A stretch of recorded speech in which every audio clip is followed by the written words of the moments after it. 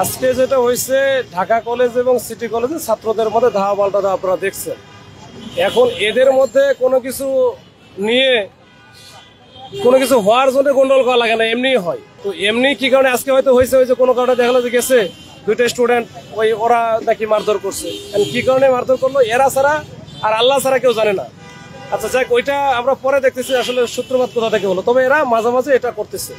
তো আমরা এসে যেটা করছি, আমরা ঠিক যখনই আমরা চলে আসছি ঘটনাস্থলে, দুইটা টিম আমরা ভাগ করে নিয়ে এক পক্ষ ঢাকা কলেজের দিকে চলে গেছে আর আরেক পক্ষ আমরা এখানে নিয়ে আসছি, যেন দুই পক্ষ আর মুখোমুখি না হয়। এই মুহূর্তে আপনারা দেখছেন ঢাকা কলেজে যারা তারা কিন্তু ক্যাম্পাসের ভিতরে ঢুকে গেছে এবং সিটি কলেজে যারা তারাও ঢুকে গেছে, কিছু ছিল এরা আস্তে আস্তে আমরা কিন্তু ঢুকাইছি।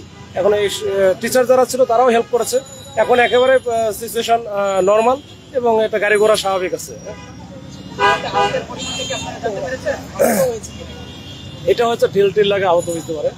এই আহত আমাদেরও ঢিল লাগছে, ওদেরও লাগছে। যখন দুই পক্ষে যখন ঢিলাঢিলি হয় তখন কিছু আহত হতে পারে, তবে এটা ওই রকম উল্লেখ করার মতো কিছু না।